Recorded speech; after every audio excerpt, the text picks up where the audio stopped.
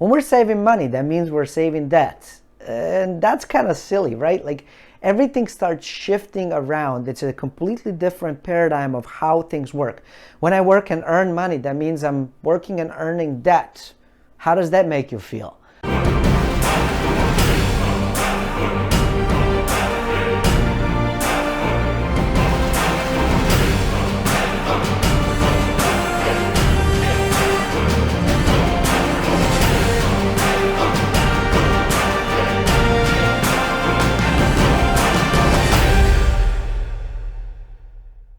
Hi everybody, this is Nev with One Deal Away, and welcome back to another episode of Money Matters. So right now I want to talk about we talked about a little bit money is debt, but what does that actually mean for us? When we're saving money, that means we're saving debt. And that's kind of silly, right? Like everything starts shifting around. It's a completely different paradigm of how things work. When I work and earn money, that means I'm working and earning debt. How does that make you feel?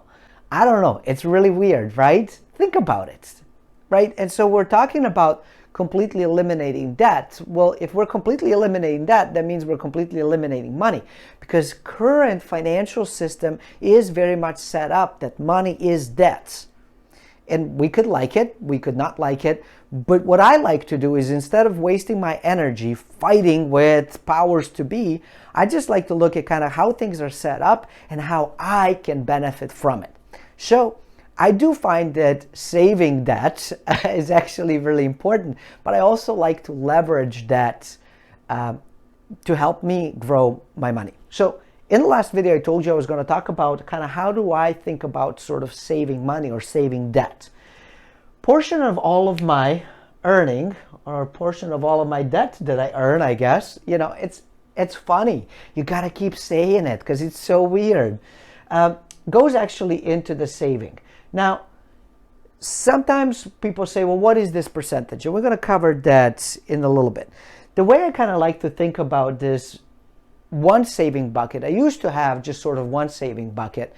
And then I decided, well, wait a minute, I need to have multiple saving buckets because they're going to help me have a specific understanding around my money and what I'm trying to do with it. Because what am I saving for? If your goal is to save money because that's how you're going to get yourself to retirement, I have horrible news for you. It's never going to work. There's not a single person on the planet that I have met that they has been able to save themselves rich. So that won't work, especially if you do it with debt only, if you're just saving debt. Because inflation plays a part of it, and it makes the value of our money and value of our debt go down, because money is debt and debt is money. And in one of the upcoming videos, I'll talk about inflation more, so you really have an understanding of kind of how it all actually works, which is really cool when you start learning about it. But what I want to spend time over here is talking about when I save money, I want to have specific goals for it.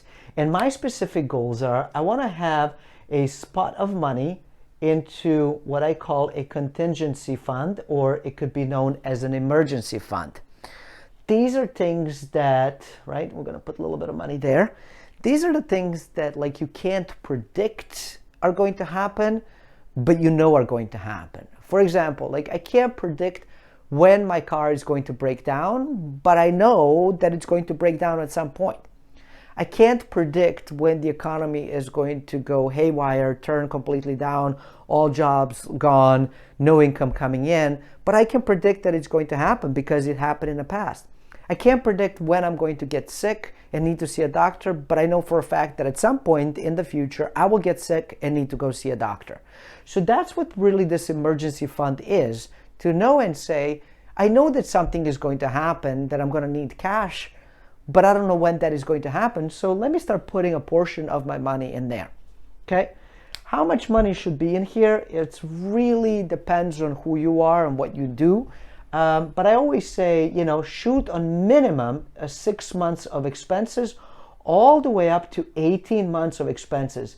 And I know that some of you watching this are going to say, you are completely nutso for saying 18 months of expenses. But here's the way that I like to think about it, is because this emergency kind of covers that, say, I have a job, or maybe I'm even in a business, and the economy turns down and I get laid off, or I, am a whistleblower and get fired and have to get like kicked out into Russia like, Edward Snowden did. Or, economy turns down and all of your customers go away and your business is still good. There's nothing wrong with it. It's just that the economic cycle has changed and you need money to be able to support it. So having more money into this gives you a longer run, gives you a better night's sleep, gives you more room to maneuver, gives you a runway that if you are wanting to quit your job and want to start something new, this gives you a little bit of sort of that backup component to it. So that's the reason why I like to do that. I know most people say 6 months, but in the last turnover or turn down or however you want to call it, the last recession, which was that 2007, 2008, people were finding themselves well into a year without a job. And so, if you just go for 6 months, that's 6 months of a lot of stress. If you go with 18 months, it gives you a little bit more room because you still are doing fine. Okay? Second bucket that I like to think through is going to be my capital, which is basically the money that I'm going to use to invest to buy assets. Okay? So this is going to be money that I am putting away towards assets. And that is really important to me because, as I have mentioned, you're not going to save yourself rich, but by investing money in appreciating assets and assets that actually provide you with income. So you want income producing and appreciating assets. I'm going to put over here income producing, okay, plus appreciation. Okay. This part plus appreciation is sort of like a cherry on top. What I really want, I want income producing stuff. And again, when we get into investing a bit more, I will explain why income producing is really important and not just focusing on the appreciation like we have been taught in business schools around the world. Okay, so that's what we want to do with this part of the money, is going to go towards buying assets, and then as they start bringing in more money, we're going to actually start making more money. Final piece is I'm going to save a bit of money for education. Okay?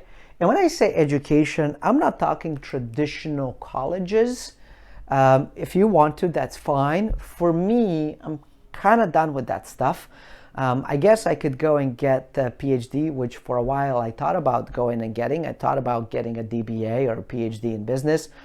But then I realized that I really don't want another degree. While fancy and while it would be kind of fun that everybody has to call me doctor, I don't want to stay in academia forever, and I don't really care about the piece of paper. For me, building businesses from scratch and making them profitable, making them highly lucrative for me to be able to support me over my life is my doctoral degree.